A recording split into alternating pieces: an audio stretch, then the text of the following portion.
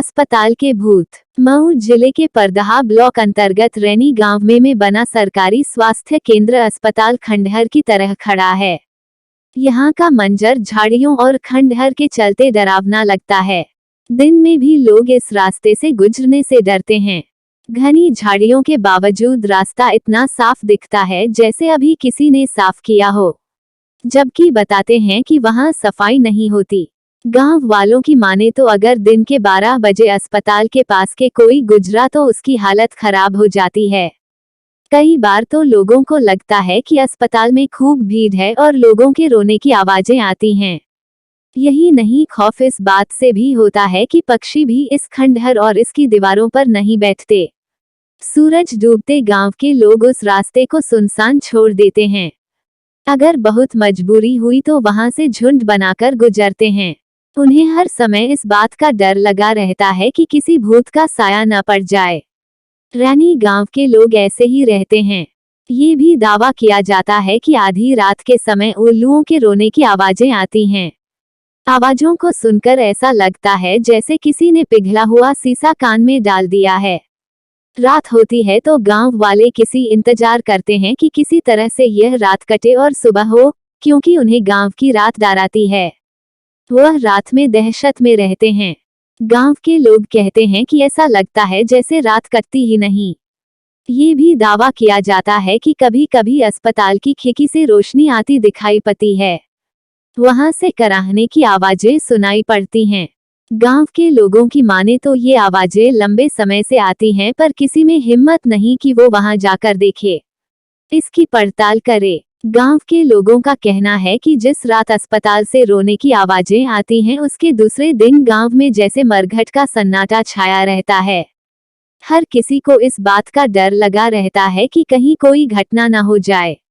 अस्पताल के भूत का सच गांव के रहने वाले 75 साल के केदार बताते हैं कि अस्पताल ग्रामीणों को इलाज की सुविधा के लिए बना था, पर क्या पता था कि इस अस्पताल में जिंदों का नहीं मुर्दों का इलाज होगा। केदार बताते हैं कि बात पुश्तों की है। जब गांव में रहने वाले 2 पट्टीदारों के बीच आपसी लड़ाई हुई तो एक की मौत इलाज के अभाव में हो गई, पर इसके कुछ दिनों बाद गांव में उन्हें इसी स्थान पर बैठे देखे जाने की बातें कही जाने लगीं।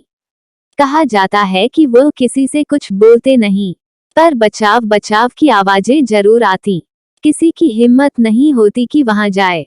इस घटना के कुछ दिन बाद उनका पड़ोसी भी गांव छोड़कर गया और उस परिवार का आज तक पता नहीं कहां चले गए। उसके बाद से जिनकी मौत हुई वो कभी यहाँ या फिर गांव के आसपास नहीं दिखाई पड़े। पर 1982 में जब पर यह चिकित्सा उपकेंद्र बनकर तैयार हुआ तो कुछ दिन बाद ही टूटने फूटने की आवाजें आने लगीं। कुछ दिन तो लोगों ने नजरअंदाज किया, पर बाद में ये बढ़ता गया। यहाँ तक बताया कि जब अस्पताल के डॉक्टर चले जाते तो रात में अस्पताल का दरवाजा अपने आप खुल जाता।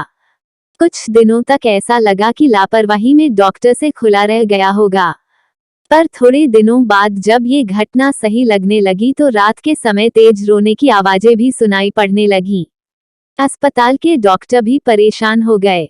इसके बाद से जब से अस्पताल बना है बंद ही चल रहा है। अस्पताल दिखने में नया जैसा लगता है, पर अंदर सारे मेडिकल उपकरण बेकार पड़े हैं।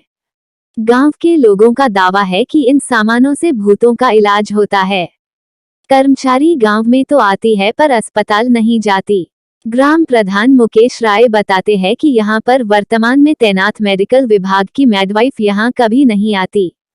प्रधान की बातें सुनने के बाद जब पड़ताल की गई तो अस्पताल की बिल्डिंग के आसपास तक, यहां तक कि दरवाजे के पास भी लोगों के मलमूत्र फैले हुए थे। वहां जाना भी कठिन था गंदगी के चलते। उपकेंद्र पर तैनात मेडवाइफ गांव में तो आती है पर अस्पताल नहीं जाती, क्योंकि लोग कहते हैं कि वहां भूत रहता है।